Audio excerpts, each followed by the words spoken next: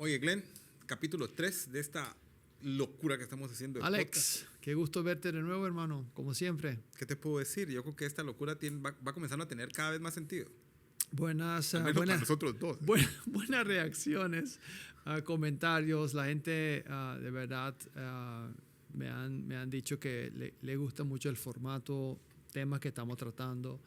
Y evidentemente nuestro invitado de lujo que tuvimos en el capítulo 2, ¿no? Oye, hablando de semiconductores, con nada más y nada menos que Demo, que es pues, por ahí la autoridad más importante de logística, no solo en Panamá, yo diría que su rol en directivas de organizaciones logísticas internacionales es bien relevante. GS1, exacto. CCNP, es una persona relevante con quien hablar pragmáticamente de cuando uno habla de hub, de Panamá como hub de semiconductores. Exacto. Oye, han pasado muchas cosas en inteligencia artificial en las últimas semanas. Seguro para cuando salga este capítulo al aire va a ser bien relevante los elementos que están en el aire en el mundo de la evolución de AI. Exacto. Yo desde el año pasado vengo hablando de que 2025 va a ser el año de los agents, ¿no? Los agentes de inteligencia artificial.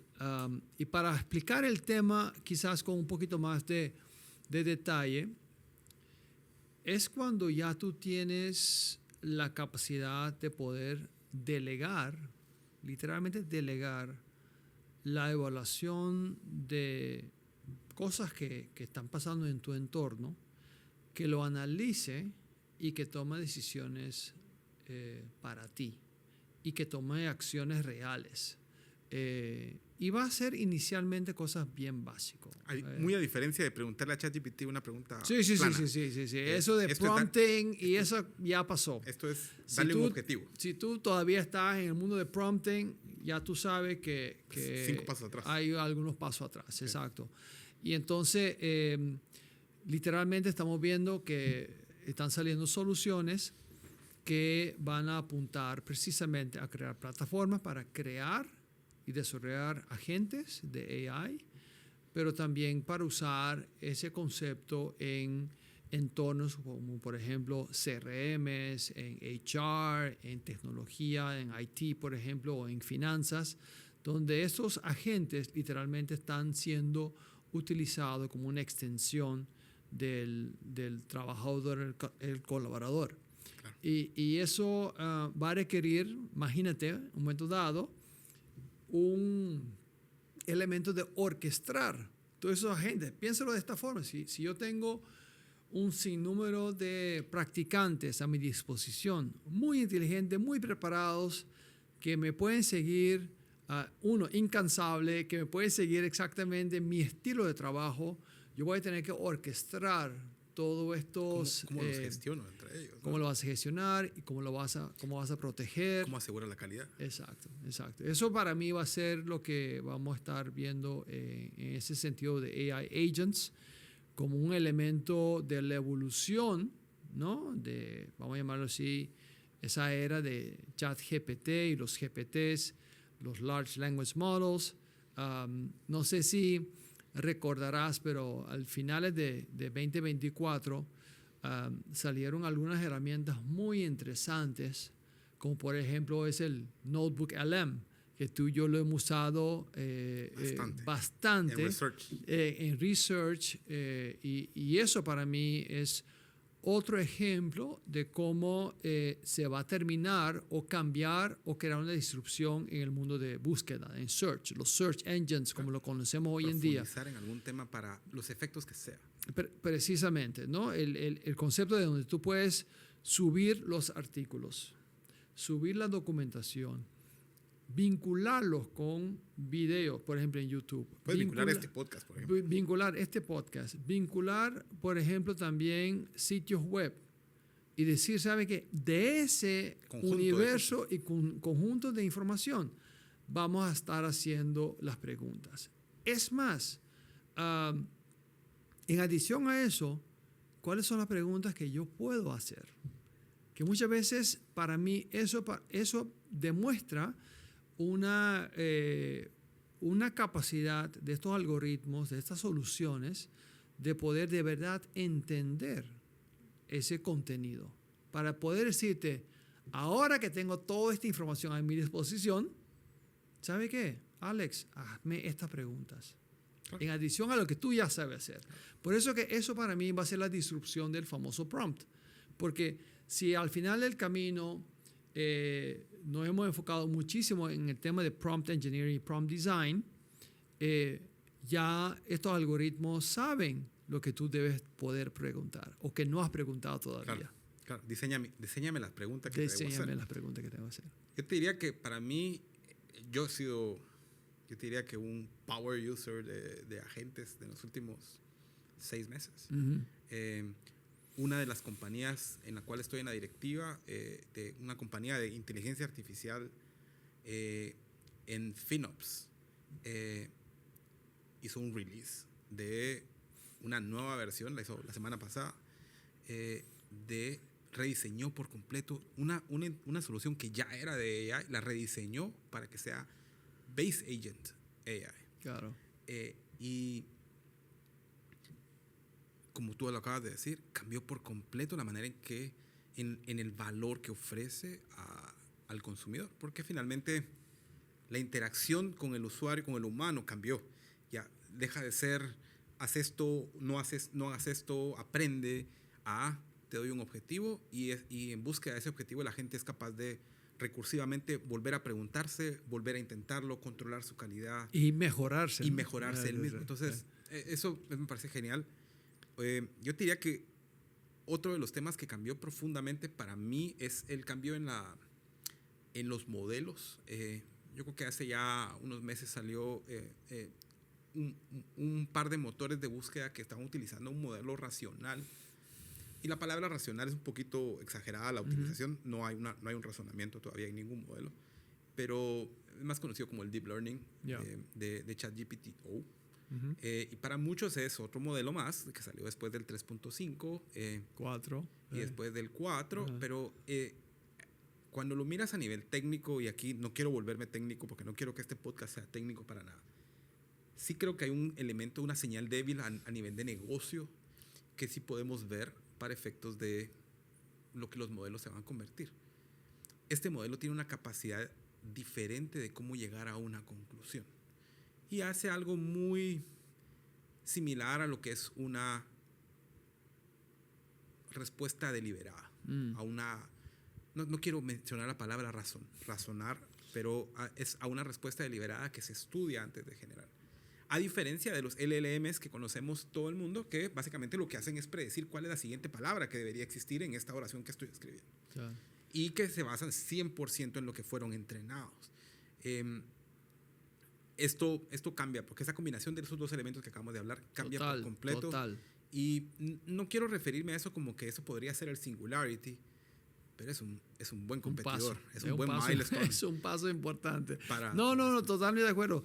De hecho, una de las cosas que siempre hemos hablado cuando salió las primeras versiones, tanto de Gemini como de OpenAI y Anthropic con Claude, el concepto de tener un black box donde tú le haces una pregunta y te da una respuesta y no sabe cómo llegó la respuesta. Y no tienes un método sólido para validar la calidad. Exacto, y no permite para que eso se convierte en una solución que tú puedes llevarlo a la empresa. Bulletproof. No, porque al final del día tú debes poder validar si efectivamente las decisiones que vas a tomar con base que se han tomado, lo que se llama la ruta de la decisión tomada, sea algo que tú puedes entender. Es más, yo pienso que hay mucho que podemos aprender de entender otras formas de llegar a una conclusión que quizás no hemos pensado. Y eso para mí también es el ejemplo que muchas veces hablamos, pero quizás no lo tenemos tan presente, es cuando entrenamos estos modelos y salen soluciones que no hemos predecido o ni siquiera lo hemos enseñado en pensar de esa forma. Que ese algoritmo de forma autónoma llega a ciertas conclusiones. Eso para mí es un paso muy importante en poder salir de esta vamos a llamarlo así, esta etapa en cual estemos de pruebas, experimentación, a llevarla a un impacto real. Claro. Oye, Glenn, y en este mundo y sin perder el camino de la razón de ser de este forecast, que es tener un acute foresight de lo que viene o las señales débiles del mercado y cómo pueden afectar a mi negocio, a mi empresa, a mi startup, a mi corporativo. Hay un par de cosas que han pasado también en el ambiente en las últimas semanas. Una de ellas fue bien importante y quiero aquí, lo estoy viendo ahorita en mi lapicero y quiero agradecerle a mi amiga Karin Senf que me lo trajo de Silicon Valley. A mí también, Valley. yo tengo una y todavía no lo puedo resolver. Mi lapicero de Intel con un problema ahí para resolver, ahí una bolita. Una bolita y un laberinto. Intel acaba de tomar una decisión radical y te tiro los facts para que me des tu take. Primer tema. Entonces, en el acto 1, la compañía en los últimos 24 meses pierde 52% del valor de su acción. En el capítulo 1 hablamos de, yo creo que la frase que utilicé fue, Intel llegó tarde a una fiesta que no te puedes dar el lujo de llegar tarde, que es la fiesta del AI. Le ganó otras compañías le ganaron completamente yo diría que el foresight, el strategic foresight, tratando de hacer publicidad a nuestro podcast, de ver esa disrupción en el camino. Y eso le costó, pues obviamente, la valorización de su acción mucho. Se anuncia la renuncia repentina de su director general, de su CEO, y pasan dos cosas. La primera es de que después de haber perdido 52 puntos en los últimos meses, la bolsa reacciona con un aumento del precio de la acción en 4.2%, casi 5 puntos, solo el anuncio. Means, lo vemos positivo. Siguiente acto, dice, no tenemos reemplazo. Entonces, los co-CEOs es el CFO. Yo siendo CFO durante 15 años de mi vida, te puedo decir que no necesariamente poner un CFO al frente debería ser la opción 1 por algunas razones, y no quiero generalizar, obviamente hay excepciones. Y como co-CEO a la jefa de producto. Entonces hay dos co-CEOs. Entonces la señal débil que manda al mercado es no tenemos reemplazo. Y estas dos personas van a tomar algunas decisiones. Entonces no dudo que cada uno saque su libro. Pero yo pienso que es peor todavía. No es que no tenemos reemplazo. Nos hemos preparado para este reemplazo. Porque consecuencias de tener dos co-CEOs sacando su libro, que seguramente el CFO va a ir a buscar rentabilidad y la jefa de producto va a buscar el desarrollo de algunos productos que seguramente tenían rezagados. ¿Qué otro elemento miras bien importante que está dentro de eso como una señal de ello? Bueno, evidentemente que la industria cambió. La industria de semiconductores, el famoso Intel Insight, que era, vamos a llamarlo así, un fenómeno en el mundo Wintel, ¿no? Windows y Intel, que dominaban. De hecho, es una expresión válida hoy. La palabra Wintel es... Wintel es famosísimo. Y entonces, ese mundo cambió. Y quizás, Alex, estamos viendo otro momento Kodak, otro momento Blockbuster, otro momento de cuántas empresas que han pasado por este tema. Y yo debo pensar que una empresa como Intel, creado por el famoso Andy Grove, que siempre hablaba de be ahead of the curve. Be ahead of the curve, ¿no? Only the paranoid, o ¿cómo era? Only the paranoid survive. Él tiene una expresión así de siempre estar a la vanguardia de los cambios que se han permitido, que esto le lleva a una situación donde están viviendo. No es el mejor momento para la empresa. En adición, tiene una Nvidia, tiene un AMD, y tiene otros jugadores que están metiéndose durísimo en el mundo de semiconductores, donde sabemos que hubo este shift a GPUs y Intel nowhere to be seen, ¿no? Entonces, claro, siempre analizando cosas después del hecho es fácil porque... Todo general, ¿cómo es? En guerra pasada todos los generales son buenos, ¿no? Son buenos. Todo el mundo es buen general. Son buenos, buen general. El Monday morning quarterback, ¿no? Como ellos dicen.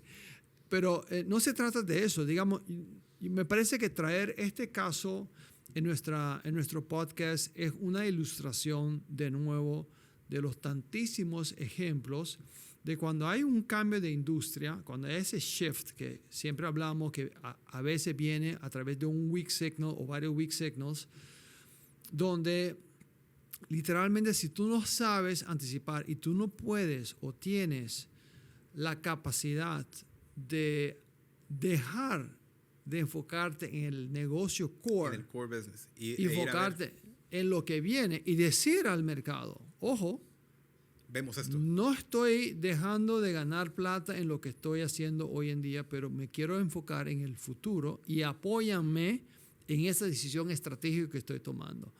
Eso fue el caso de Adobe. Adobe hoy en día como Amazon y bueno, hay un montón, Microsoft, un montón de ejemplos donde tú dices, ok, una alianza que Microsoft tiene con OpenAI y ahora están poniendo a Mustafa Suleiman creando su propia unidad de AI dentro de Microsoft. Tú dices, pero es un accionista de OpenAI. Sí, ¿cómo es eso? ¿No? Entonces, evidentemente, están tomando decisiones que al final del día debe llevar a la empresa a ser exitosa en el futuro. Hace poco vi una entrevista de los 90s a Jeff Bezos en uno de estos programas de late night en Estados Unidos. Sí. Y el conductor, que no quiero decir su nombre, pero el conductor de alguna manera hace chiste, se burla un poquito de él en la entrevista, porque dice, hey, tú tienes una compañía, tú eres el CEO de esta compañía que se llama Amazon, ¿no? Para ese momento no era conocida, y Jeff Bezos, muy diferente físicamente a como lo ves ahora, le dice, sí, sentado, traje completo. Dice, sí. Hey, y tengo entendido que tu compañía tiene rentabilidad negativa, no hace un centavo de rentabilidad. Y Jeff Bezos yo te diría que muy cándido en su respuesta, le dice, sí, en efecto, no hacemos. La gente se ríe en el público y él dice, ¿cómo funciona una compañía que no hace dinero? Y Jeff Bezos le contesta de la manera más sencilla, le dice, bueno, estamos apostando al mañana. Estamos apostando por un bigger business. Y eso fue lo que finalmente hizo bastante antes de irse a IPO. Y convenció a esos PE y a esos VC que los fondearon para hacer eso. Y imagínate los negocios que hoy está Amazon, que pasó de vender libros a ser uno de los retailers más importantes del planeta y ahora a ser uno de los proveedores de servicios en la nube más grandes del planeta. Y la última entrevista que vi de lo que le está apostando es un buen par de billones de dólares a AI. Claro. Entonces, ahí te das cuenta cómo... Sí, ellos son parte de Anthropic, ¿no? Inversionistas grandes en Anthropic. Ellos están apostando a Anthropic mientras Microsoft le apuesta a OpenAI. Entonces, si te das cuenta, yo siempre, cada vez que me preguntan, sobre todo en mi rol en las directivas, yo diría que casi en el 100%, en algún momento de la vida de la startup veo un conflicto entre el CEO y el CFO o el COO. Y en algún momento de ese conflicto, o alguien levanta la mano y dice, pero ¿cuál es el rol del CEO? Y generalmente es por eso, ¿no? Hay cierta lucha o power struggle dentro del tema. Y les digo, hey, no se peleen. El CEO solo tiene 2 trabajos. Él tiene que hacer subir el valor de la compañía. Eso es. Y si eres público, obviamente subir el valor de la acción. Sí. Y si no eres público, tienes que hacer subir el valor del pie, incluso de la industria. Sí. Y eso se hace de una manera bien distinta. Se hace de las puertas hacia afuera. Y el otro es ver el futuro. El segundo job, y creo que es más importante todavía. No, storyteller, ¿no? El mejor storyteller. Es el mejor storyteller del mundo, porque finalmente... Y eso es parte del primer job, ¿no? Es como contar esa historia a esos inversionistas de lo que de su visión. Y estar muy atento a esos weak signals. Y yo le digo generalmente al COO, tu trabajo es gastarte el dinero que él va a buscar. Y eso es lo que tienes que hacer. No, tú no estás para ahorrar dinero, tú estás para ir a construir eso que hay que construir. Entonces, a mí... Cuando yo veo algunas referencias, obviamente no todos los grandes CEOs son grandes referencias, pero uno puede aprender algunas cosas de muchos. Y entre esas yo diría que de los que más tomo son esos. Cómo leer lo que acabas de decir, leer weak signals y actuar. Claro. Acerca de ello. No, y saber en qué momento actuar, porque eso también, el tema de timing, ¿no? Es muy importante. A veces tú puedes actuar too early, entonces queda como una situación donde gastaste mucha plata y no pasó nada, o muy tarde, o no actuar, y eso también obviamente te afecta. No hay una fórmula mágica para esto. Esto es un proceso de mucho dolor, traumas, pero también tomar riesgos. Pero lo importante sí sabemos, lo que es una estrategia de mantener el status quo en un mundo altamente cambiante, de seguro va a fracasar. Eso sí te puedo decir. Si no es hoy, va a ser en 3 meses. Si no es en 3 meses, va a ser en 6 meses o en 1 año. Pero de fracasar, de seguro que sí. Y eso es lo que queremos lograr con estas conversaciones, Alex, sí, donde las personas que nos escuchan, los líderes, los CEOs, los CFOs que nos escuchen, sepan que tú no puedes llegar a segunda base sin soltar primera base. No es posible y tú tienes que poder manejar ambas cosas a la vez. Yo escribí un post esta semana que nuestro invitado de la vez pasada, Demo, me dice, hey, me llama por teléfono y me dice, me disparaste al pecho con ese tema porque lo posté a fin de año y hago una pregunta así sólida. Y recuerdo a un antiguo jefe de mi jefe, que era Leo Lehman, el CEO de Nestlé para la región, que tenía una frase valiosísima que era infalible, nunca fallaba. Me decía, ¿tú qué quieres cenar esta Navidad? ¿Pavo o pollo? Uh-huh. Él era brasileño, ¿no? Entonces, uh-huh, lo decía de una manera peculiar y esa era su manera de decirte, ¿tú quieres hacerlo bien o solo cumplir? Yeah. Y esa era la manera de que te disparaba del otro lado de la mesa directiva con una ballesta para decirte, there's a stretch target to achieve. Claro. Y siempre funcionaba. Era mágico, era ese reto intelectual y que te llevaba. Y me pongo a pensar en lo que me acabas de decir, porque es en los C-levels generalmente tú tienes, después de muchos años, tú comienzas a jugar el juego. Tú sabes cómo funciona el juego. Y tú tienes una decisión que tomar. Estás jugando, you can play safe y puedes jugar el juego del bono. Uh-huh. Y tú manejas el objetivo. Y tú estuviste también muchos años en multinacionales. Tú sabes cómo manejar tu alcance. Claro. O tú puedes de verdad retarte a, ¿de verdad estoy haciendo algo estratégico? ¿De verdad estoy apuntando a donde debería la compañía estar? ¿O estoy jugando el juego del bono? ¿Estoy jugando a ganármelo? Uh-huh. Porque no necesariamente son la misma cosa. Y cuando llevas suficiente tiempo jugándolo, te das cuenta de que no son la misma cosa. No, y por eso que Simon Sinek habla de infinite game.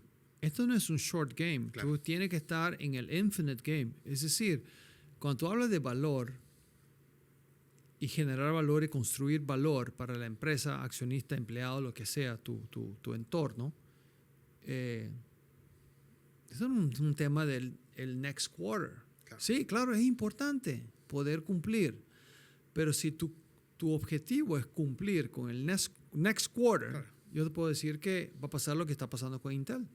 ¿Sí? Llega un momento donde evidentemente el mercado va a decir, ¿sabe qué? Oye, tú no hiciste lo suficiente. El mercado cambió hace rato. Hace rato, tú todavía estás haciendo la misma cosa, pero un poquitito mejor, más rápido, incremental. Cuando yo te conocí, me acuerdo yo que estábamos en mi oficina. Yo te digo, hey, acabo de leerme un libro que me rompió la cabeza, que era Roblet, The Crux. The Crux. Good Strategy, Bad Strategy. Ajá. Y te soy sincero, me rompió la cabeza ese libro, sí, porque básicamente acaba de mencionar, él aborda mucho el tema que acabas de decir. Para muchos de nosotros, y eso es lo que decía en el post, para muchos de nosotros la estrategia es un PowerPoint que se ve 2 veces al año o una vez al año, depende de cuánto te lo piden. Y es PowerPoint, jugando el juego del bono. Pero si juegas el Infinite Game, te das cuenta que la estrategia nunca ha sido lo que debería ser. Y es el tema que abordan estos 2 libros, de Crux y Good Strategy, Bad Strategy. La estrategia no es qué hago en caso de, no es un manual. Sí. Es mucho más profundo que eso. Y lo peor es de que el no entenderla bien hace que mucha gente la satanice y lo mire como algo que no tiene valor. Sí. Pero si ves a Intel, el ejemplo negativo, y si ves a Amazon como el ejemplo positivo, finalmente esas 2 son buenas y malas aplicaciones de una estrategia. Uh-huh. Y cómo eso puede cambiar. Y no es que cambie el siguiente quarter, como tú dices. Eso te cambia dentro de 5 años. Ujú.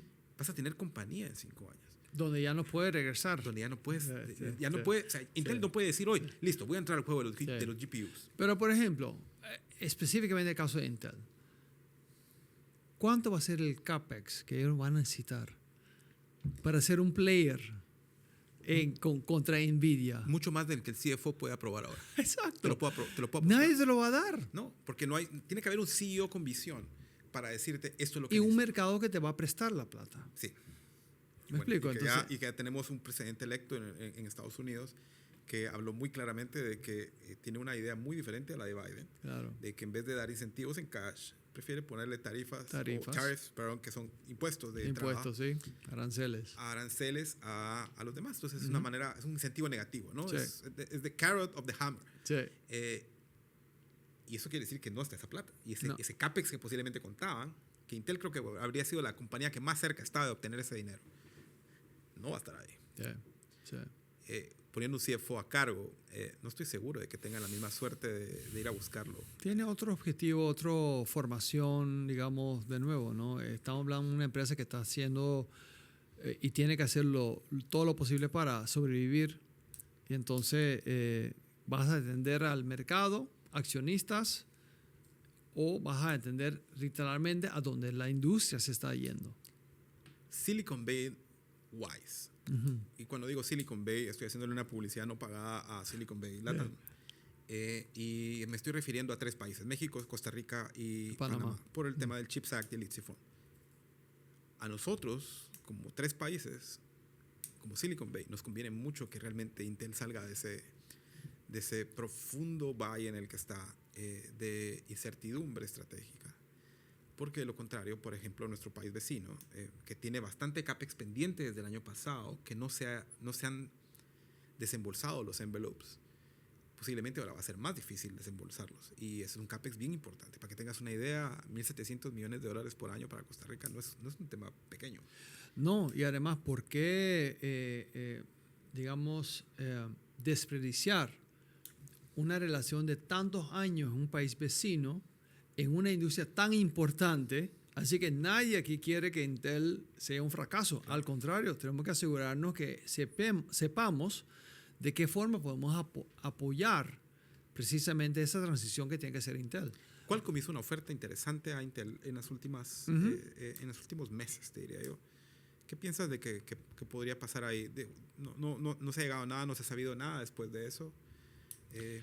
Bueno, yo pienso que como siempre pasa, ¿no? El hambre de uno es, ¿cómo se dice? El mal de uno es el mal de uno es el beneficio del otro. El beneficio de otro. Así que esto es lo que está pasando. Evidentemente, Intel tiene, sin lugar a dudas, un montón de patentes, de research que han hecho. Tiene una trayectoria, tiene un pedigree, tiene una infraestructura brutal que cualquier empresa lo va a querer adquirir por un precio. Sobre todo un precio de acción bajo. Un precio interesante, ¿no? Claro. Y sabiendo que es una industria que necesita capacidad, que está digamos, buscando mejores ingenieros, mejor infraestructura, y Intel definitivamente lo tiene. Ahora bien, si es Qualcomm o si es otra empresa, el mercado lo va a definir. Así es. En nuestros últimos minutos de podcast, Glenn, tengo un segmento que es... Un segmento nuevo. La caja de herramientas, donde damos un par de tips con herramientas nuevas que hemos utilizado y que son aplicables. Sí. Más allá del hype, es lo que se puede aplicar y lo que sí. Lo que estamos usando. A mí me gustaría que hablaras de algo que hemos utilizado mucho en research y en estrategia últimamente contigo, en algunos otros proyectos. Miro. Sí. The Innovation Platform. Mira, yo vengo usando Miro probablemente unos 3-4 años ya. Y se ha evolucionado muchísimo. Claro, ha hecho un cambio dramático. Sí. Miro, para darte una idea, es un entorno, es un visual board en línea por una empresa holandesa. De hecho, Miro es holandesa. Tenía que ser holandesa. Y lo que tú puedes hacer con Miro es literalmente colaborar, pero de una manera muy inteligente, usando métodos visuales. Pero yo siempre me pregunto, cuando hacemos sesiones de estrategia, talleres, reuniones, sesiones de estrategia, y es de 8 a 10 de la mañana, porque eso es el horario que definamos. ¿Qué pasa a las 11? ¿Qué pasa a las 12? ¿Qué pasa a las 6 de la tarde cuando estoy en el tranque? Yo estoy pensando, oye, ojalá que yo pueda agregar esto a algo. Entonces, me acaba de ocurrir algo que me acaba de ocurrir. Entre 8 y 10. No, y además yo no puedo obligarte a pensar estratégicamente de 8 a 10. Así no funcionamos. Es un excelente punto. Entonces, y de alguna manera estructuramos los workshops de esta manera. Claro, claro. Invitamos a todo el mundo porque dijimos, hey, ahora vamos a estar hablando. Es la manera de pensar estratégica. Claro. Es la forma de pensar de manera industrial, ¿no? Ponemos a la gente juntos de 8 a 10 y en ese momento vamos a hablar de estrategia. Espero que todo el mundo sea con pensamiento estratégico. Y hacemos sesiones de cuerda y todas esas cosas. No funciona, no funciona. Porque hay gente que de pronto son pensadores a las 10 de la noche o 6 de la tarde. Claro. Entonces, ¿cómo ellos pueden aportar a un pensamiento estratégico cuando no tienen la herramienta apropiada? Claro. ¿Cómo pueden seguir en el classroom o en el boardroom? Exacto. Entonces, lo que yo he experienciado con Miro es de verdad una forma de trabajar asincrónica, donde yo puedo darle acceso a las personas para poder aportar, comentar, agregar, ampliar a cosas que ya han sido creadas de manera grupal. Y eso tiene un poder enorme. En adición a eso, es visual. Tú sabes que no hay mejor forma de comunicar que no sea visual.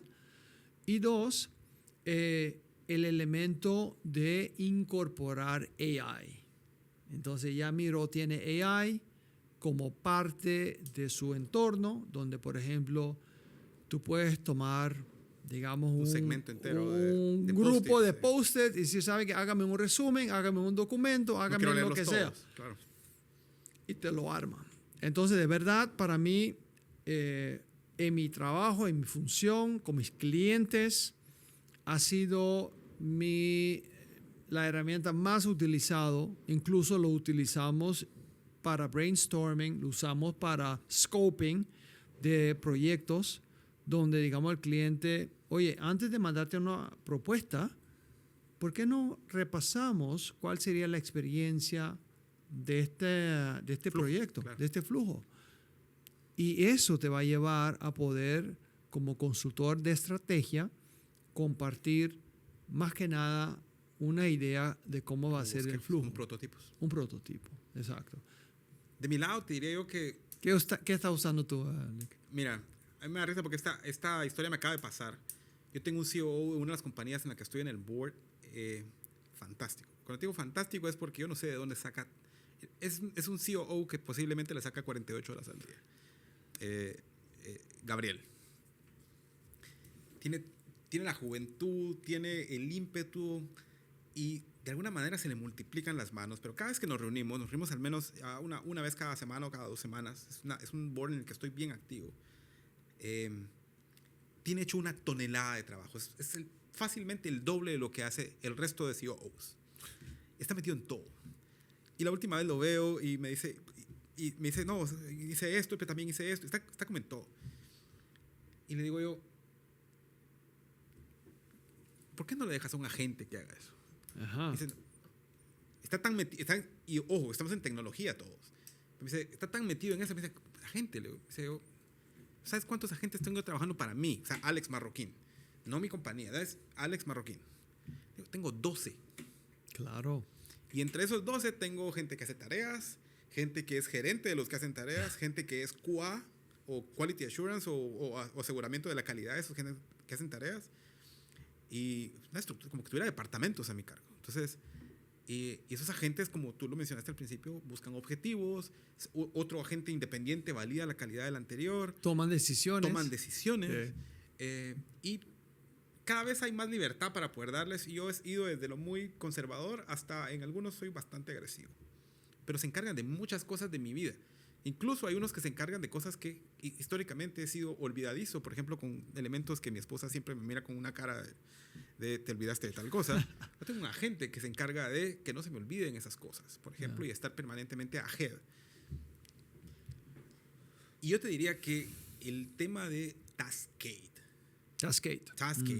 me ha resuelto la vida. Desde, por ejemplo, yo no hago un Gantt.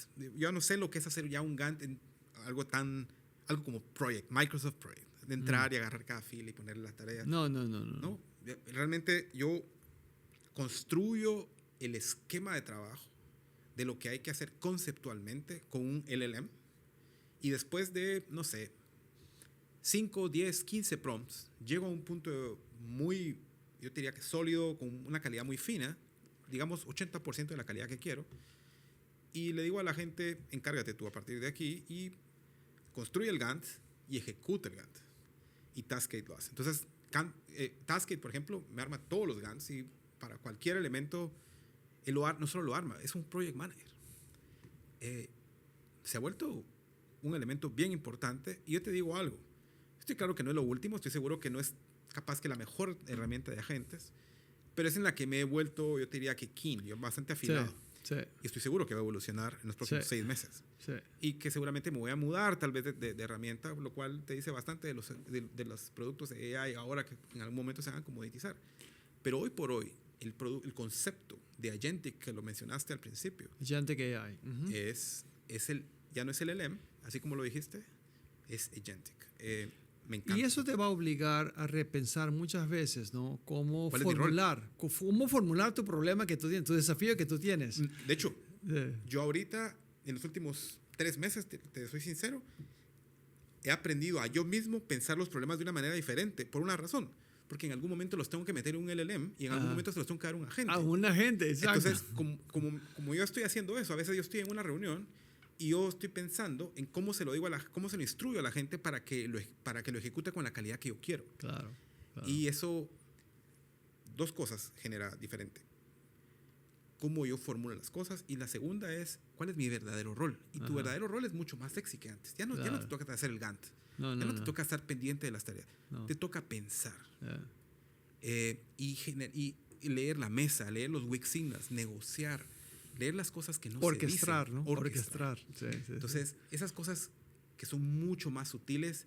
Y hay una frase que me gusta cerrar algunas de las conferencias que doy, que es la inteligencia artificial, lejos de reemplazarnos, creo que va a hacer que de verdad se deslumbre en el futuro lo que de verdad nos hace humanos.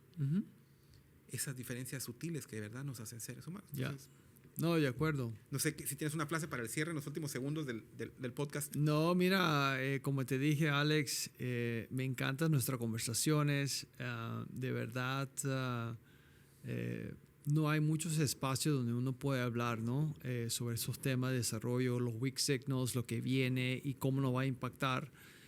Evidentemente, 2025 todo es AI agents y software, plataformas, desarrollo, diseño de AI agents, pero todo comienza con un pensamiento diferente a cómo resolver problemas.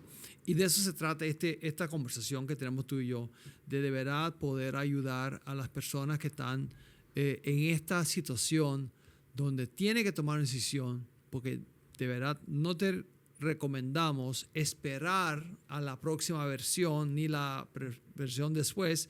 Tenemos que usar las cosas ya y comenzar con tu primer piloto, prueba de concepto, y llevar eso a una implementación y un impacto real, medible.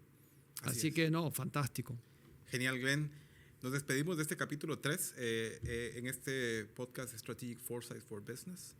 Esperamos contar con su audiencia, sus comentarios, todas las sugerencias en nuestras plataformas, ya sea YouTube o Spotify. Chao. Gracias.